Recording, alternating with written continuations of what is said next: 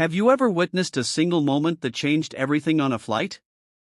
Flight attendant refuses to apologize to black woman. 5 minutes later she's fired by the airline CEO. On a seemingly ordinary flight, a single moment of injustice set off a chain of events that no one on board could have predicted. A black woman, calm yet unwavering, found herself at the center of a quiet storm, a storm that would lead to a confrontation with the airline's highest authority. What unfolded next left an entire cabin stunned and sent shockwaves through the very foundation of the company. Before we begin, where are you watching from today? Let us know in the comments. If you love inspiring stories of resilience and justice, make sure to hit that like button, share this video, and subscribe for more incredible tales from dark stories. Your support helps us share these impactful stories with even more people. Now, let's get into it. Could this be the turning point you've been waiting for? The early morning sunlight filtered through the tall glass windows of the busy airport terminal, painting the polished floors with streaks of gold. Aisha Harris walked briskly toward Gate 14, her leather carry-on slung over one shoulder, a cup of coffee in her hand. She had arrived early, as she always did, appreciating the calmness of the airport before the day's chaos unfolded. Her sharp blazer and tailored slacks, paired with a silk scarf, spoke of a woman who valued both professionalism and elegance. Yet, despite her polished appearance, she couldn't help but notice the sideways glances she received as she passed through the terminal. Aisha was used to this, the subtle second looks, the brief flickers of confusion or judgment. Sometimes it was the way people hesitated before answering her questions, other times the way they instinctively clutched their belongings tighter as she walked by.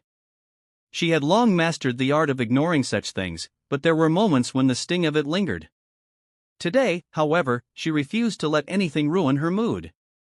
She had an important business meeting overseas, and her presentation was polished to perfection. The flight promised a few hours of peaceful preparation time, and she was determined to make the most of it. As she approached the gate, she was met with the usual cacophony of announcements, boarding calls, and the hum of conversation. The line for first-class passengers was shorter than the others, as expected, and she joined it without hesitation. Ahead of her stood a man in a sleek suit with a designer briefcase and a middle-aged woman holding a luxury handbag. Behind her, an elderly couple murmured to each other in hushed tones, their matching windbreakers betraying their plans for leisure travel.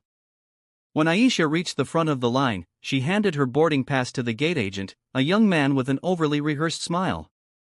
"Good morning, ma'am," he greeted her, scanning the pass for a split second. His smile faltered, his eyes darting down to the ticket again as if to double-check what he'd just seen. He quickly recovered, handing the pass back to her with a slightly forced politeness. "Enjoy your flight." Aisha offered him a small smile and proceeded down the jet bridge, her heels clicking softly against the metal floor. The smell of airplane air, faintly metallic, a little too cold, hit her as she stepped aboard. "Welcome aboard, ma'am," said the flight attendant stationed at the door, her tone courteous but her eyes flicking down to Aisha's carry-on bag with faint disapproval. Aisha felt the weight of the glance but didn't let it deter her. She gave a polite nod and walked toward her seat. Her seat was 3A, a window seat in the first-class cabin. As she placed her bag in the overhead compartment, Aisha felt a faint prickle of unease. 2 rows ahead, a woman in her mid-30s, dressed crisply in the airline uniform, was speaking with another flight attendant. Aisha caught snippets of the conversation, something about pre-departure drinks, but it wasn't their words that caught her attention. It was the way the woman glanced in her direction. It was fleeting, but the look carried a faint air of skepticism. Aisha took her seat, sliding her carry-on under the seat in front of her and carefully draping her scarf over the armrest.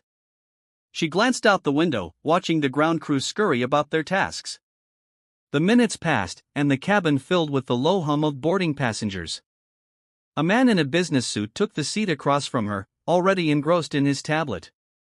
A young woman in a bright sundress seated herself diagonally behind Aisha, fidgeting with her phone. The flight attendants moved through the aisles, offering pre-departure beverages to the first-class passengers. Aisha watched as they poured glasses of champagne, placed them delicately on napkins, and smiled warmly at the recipients. She waited patiently, knowing they would come to her soon, but they didn't.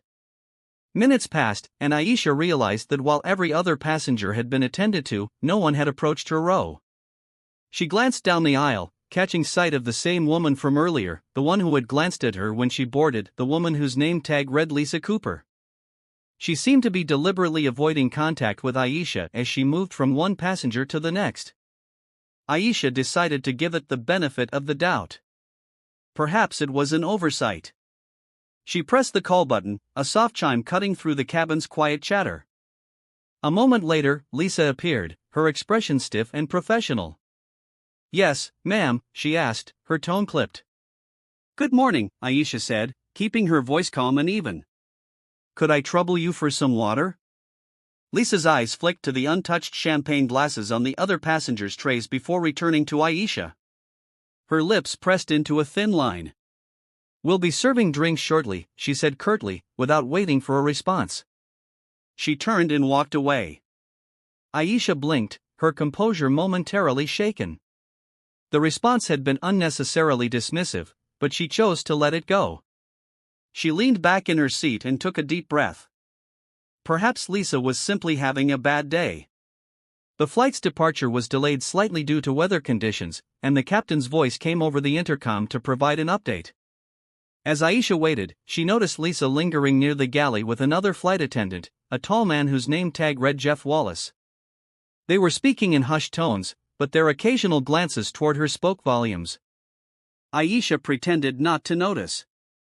She opened her laptop and began reviewing her presentation, determined to focus on her work, yet the uncomfortable feeling lingered. It wasn't the first time she had been treated with suspicion or condescension, and it likely wouldn't be the last. But there was something about Lisa's behavior that felt particularly pointed, as if it wasn't just about Aisha's request for water. It was about her presence in first class, her very existence in a space where Lisa didn't think she belonged. For now, Aisha resolved to stay patient, but patience, she knew, had its limits. The soft chime of the seatbelt sign turning off reverberated through the cabin, signaling that the plane had reached cruising altitude. Aisha closed her laptop gently, deciding to take a break from her work. Outside the window, clouds rolled by like a vast white sea, serene and undisturbed. But the serenity outside was a stark contrast to the undercurrent of tension she felt within the cabin. She glanced around the first-class section. The man across the aisle was sipping his champagne, engrossed in a financial report on his tablet. The woman behind her adjusted her headphones, clearly settling in for a nap. It was a world of quiet luxury where every need was supposed to be anticipated and fulfilled, yet Aisha felt like an intruder in this carefully curated space. Lisa's voice drifted through the cabin as she conversed with another passenger near the front, her tone warm and professional, a stark contrast to the clipped response she had given Aisha earlier. Aisha couldn't help but wonder, was it me? Did I do something wrong? But deep down, she knew the answer. She had done nothing wrong. As the service cart approached, Lisa and Jeff worked their way through the aisles. Lisa handed out lunch menus with a bright, rehearsed smile, pausing briefly at each row to exchange pleasantries. When she reached Aisha, however, the smile vanished like a shadow retreating from the light. "Here's the menu," Lisa said, her tone neutral, her eyes avoiding Aisha's. She placed the menu on Aisha's tray table with a noticeable lack of care, the edge of it brushing against Aisha's hand. No apology followed. Lisa moved on without waiting to see if Aisha needed anything else. Aisha picked up the menu, scanning it without much interest. She wasn't particularly hungry, but the gesture was hard to ignore. She looked up just in time to see Lisa lingering at the next row, laughing at a joke made by the man in the suit across the aisle. Her demeanor was light and pleasant, a stark contrast to the coldness she had shown Aisha moments ago. The lunch orders were taken row by row. When Lisa returned to Aisha, her pen poised over her notepad, there was a slight hesitance in her stance, as if she were bracing herself. "What would you like, ma'am?" she asked, her voice devoid of warmth. Aisha met her gaze, keeping her tone calm. "I'll have the grilled salmon, please." Lisa jotted it down quickly and turned away without acknowledgement. The interaction was so perfunctory it felt transactional, devoid of the courtesy Aisha had seen extended to other passengers. The man across the aisle received a jovial "excellent choice, sir" when he ordered the same dish. Aisha felt the imbalance like a weight pressing against her chest. It wasn't the words, it was the tone, the lack of care, the subtle yet deliberate way Lisa made her feel unwelcome. These weren't overt